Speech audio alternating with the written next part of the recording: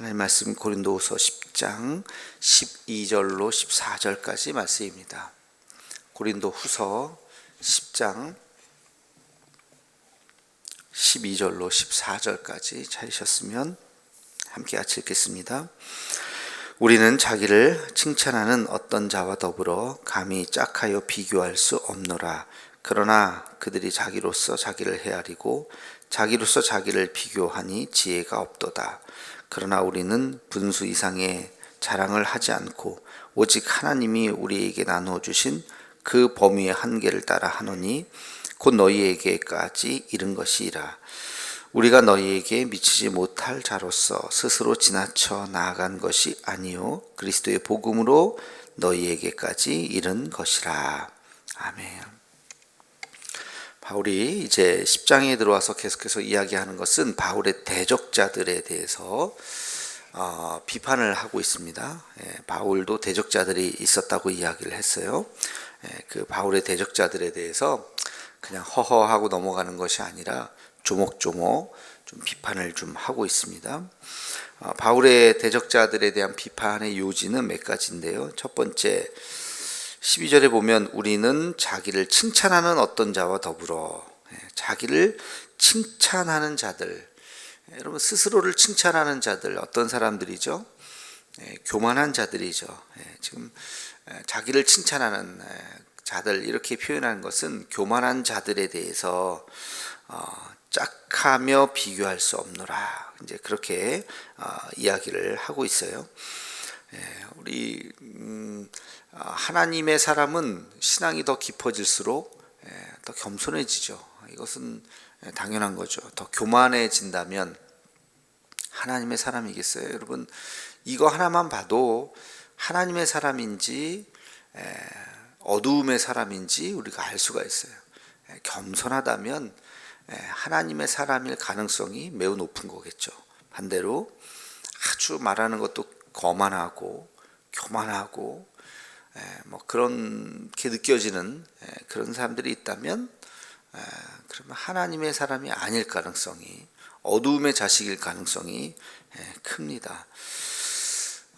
겸손은 굉장히 중요한 하나의 척도죠. 왜냐, 하나님께서 교만을 가장 싫어하시거든요. 그러니까 우리가 더 신앙이 깊을수록 더 겸손해지고 믿음이 더 깊을수록 회개할 게 더 많다고 여겨지는 거예요. 회개할 게 별로 없네 그러는 순간 교만한 거고, 그러면 하나님의 손을 벗어나고 있다고 느껴야 됩니다. 그러니까 스스로를 칭찬한다. 그런 자들이 나를 뭐라고 한다. 그러니까 그 거만한 자들이다. 하나님의 자녀들이 아니다. 이제 이렇게 이야기를 하는 거고요. 두 번째는 거기에 보면 자기로서 자기를 헤아리고 자기를 비교하니 지혜가 없도다. 그 바울의 대적자들에 대해서 그렇게 표현하는 거예요. 자기로서 자기를 헤아린다는 표현이 뭐냐면 자기가 기준이 된다는 거예요. 자기가 모든 것을 판단하는 기준. 그 사람은 잘못됐어. 이거는 이렇게 해야 돼. 라고 그렇게 이야기해요. 물론 뭐 자신 있게 자기가 자기 얘기할 수는 있겠지만 그게 자칫하다가는 자기의 기준인 거죠. 자기가 어떻게 진리를 대변할 수 있겠어요. 내 말이 무조건 맞으니까 다른 사람 말은 무조건 틀려. 이게 거만함이요, 이게 자기를 헤아리는 말입니다. 그러니까 자기를 100점으로 보고 다른 사람에 대해서 비난하고 비판하고 재단하고 하는 그런 모습들, 이게 거만한 모습이고 이게 잘못된 모습이죠. 그러니까 여러분 남을 비판할 때는 조심해야 돼요. 정말 그 비판이 맞는 것인가. 심지어는 재판에서도 재판장의 어떤 그 판결이 잘못된 경우 많죠. 범인을 잡고 증거까지 있다 그래서 이제 사형을 언도했는데 실제로 알고 봤더니 그게 아니라 사형수는 그 사람의 범인이 아니었다 하는 경우들이 우리나라에서도 그렇고 외국에서도 그렇고 종종 있어요. 그죠? 그러니까 굉장히 그런 거에 대해서는 신중해야죠. 그래서 사형제도가 없는 나라도 많고요. 또 사형제도가 있어도 실제 사형 집행을 미루는 이유이기도 합니다. 아무리 1심, 2심, 3심까지 가서 재판을 해도 그게 인간이 하는 거기 때문에 잘못될 수도 있기 때문에 그래서 사형제도 자체를 없애는 그런 그런 나라들도 많지요. 아무튼 하물며 우린 재판장도 아닌데 우리 관계 속에서 그냥 사람을 비난하고 너희 잘못했어, 너희 이렇게 하면 안 돼, 라고 이야기한다는 것이 굉장히 교만하다는 생각을 잊지 말아야 합니다. 근데 바울의 대적자들이 지금 그렇게 했다는 거예요. 사람들에 대해서 그렇게 이야기하고 또 그 다음에 비교했다. 비교. 여러분, 비교는 늘 말씀드리지만 백해무익한 것 중에 하나가 비교죠. 비교해서 내가 저 사람보다 잘 살아. 그러면 어떤 마음이 들겠어요? 교만한 마음이 들어요. 그 사람을 무시하게 되는 거예요. 저 사람보다 내가 더 잘났지 하는 마음. 또 반대로 비교했는데 내가 못났어. 그러면 우울하잖아요. 의기소침해지고 또 주눅들고 막 나는 뭐 지금까지 뭐 했나 싶은 생각도 들고, 그래서 이 비교라고 하는 것은 백해무익한 것이 잘못된 것입니다. 그래서 한국 교육에, 우리나라 교육의 가장 큰 잘못이 바로 비교 교육이잖아요. 등수, 너 몇 등짜리야? 요즘엔 좀 나아졌는지 모르겠는데, 우리가 그때만 하더라도 다 초등학교 때부터 등수잖아요. 제 몇 등짜리, 제 몇 등짜리, 1등부터 꼴등까지. 심지어 선생님들 중에 여기 꼴등이 누구니? 손 들어봐. 뭐 이런, 지금 그랬다가는 뉴스에 날 일이겠지만 저희 때까지만 해도 그런 선생님들이 많았어요. 성적으로 그냥 누가 1등이야, 누가 꼴등이야, 이런 그런 교육, 줄 세우기, 등수를 매기는, 주운 글씨를 매기는 이런 것이 우리를 참 불행하게 만들고, 또 이런 습관들이 세상에 나가서 우리도 모르게 그런 의식을 갖게 된다는 것이죠. 그래서 굉장히 잘못된 것이죠. 성경에도 보면 이 비교의식 때문에 망한 사람이 하나 있어요. 남하고 비교하면서 자꾸 그러다가 망한 사람. 누가 떠올리나요? 최초의 왕 사울이죠. 사울은 최초의 왕이라고 하는 그 영광을 얻은 거죠. 최고의 영광 아닙니까? 그리고 왕은 하나님께서 세습을 인정한 거예요. 그래서 처음엔 좀 반대했다가 결국에는 그냥 인정해 주셨죠. 그래서 왕은 세습을 하는 거죠. 자기의 영광일 뿐만 아니라 자기의 자녀들이 영원토록 왕이 될 수 있는 그런 엄청난 영광임에도 불구하고 이 사울이 비교의식에 빠졌죠. 누구랑 비교했어요? 다윗하고. 골리앗을 죽인 후에 사람들이 사울은 천천히요, 다윗은 만만히로다. 그 노래를 하고 다니는 것을 듣고 사울이 이제 눈이 돌아갔죠. 그래서 저 다윗을 가만히 두면 안 되겠다. 그래서 이 다윗과의 그 비교 의식에 빠져서 마지막에는 막 그런 정신병에까지 빠지는 장면을 우리가 보게 되죠. 비교 의식이 이렇게 무서운 겁니다.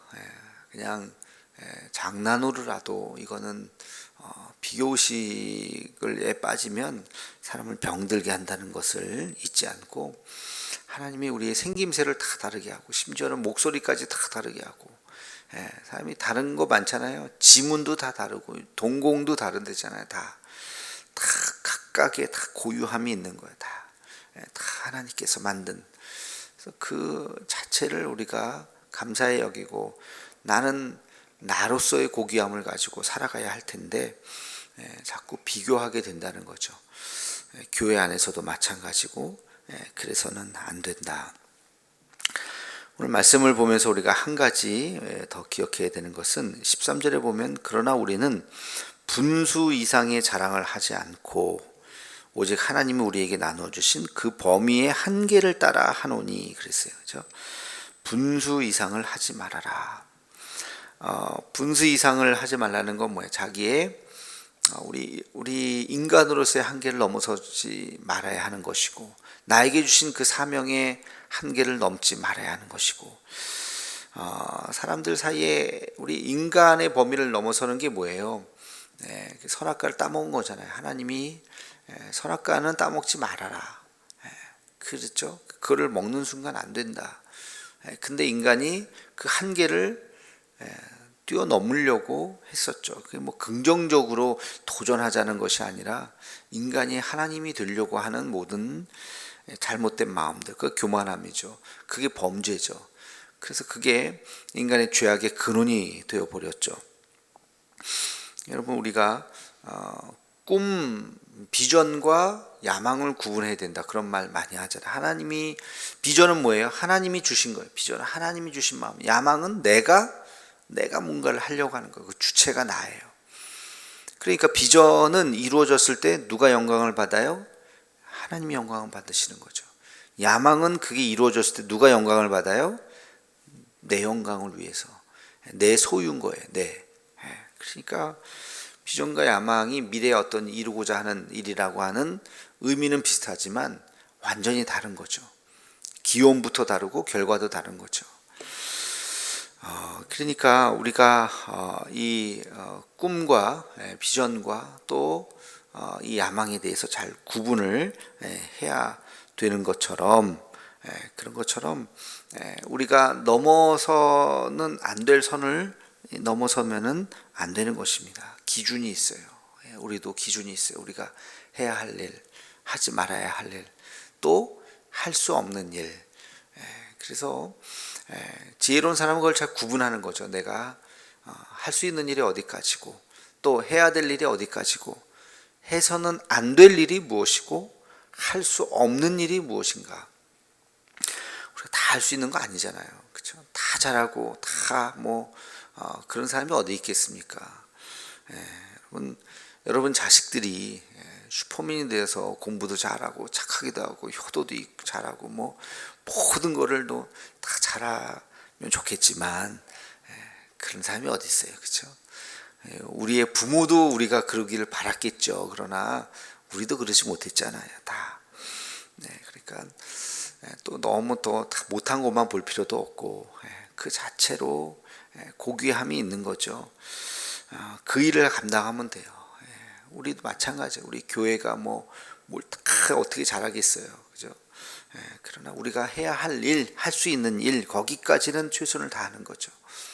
우리 각자 마찬가지, 저도 그렇고 여러분들도 그렇고, 우리가 해야 할 일, 내가 어디까지는 내가 그래도 할 수 있다, 내게 주신 은혜인 것 같다, 내가 최선을 다하는 거고, 그 바깥에는 또 다른 분들이 하면 되는 거고. 그러니까 이 선을 우리가 잘 보아야 되는 것입니다. 이것을 잘못 넘어서게 되면 그게 죄가 되는 것이요, 그게 야망이 되는 것입니다. 그래서 거기에 보면 우리에게 주신 범위의 한계를 따라 하노니 너희에게 이른 것이다. 그렇게 이제 바울은 고백하고 있어요. 오늘 우리가 주신 말씀을 기억하면서 하나님께서 나에게 주신 한계가 무엇인지, 그리고 그 한계 안에서 내가 최선을 다하고 있는 모습인지 잘 기억하시고, 또 한 가지는 비교의식을 갖지 말고 정말 하나님께서 나에게 주신 그 은혜대로 풍성히 누리며 살아가는 오늘 하루가 되기를 주님의 이름으로 축원합니다. 기도하겠습니다.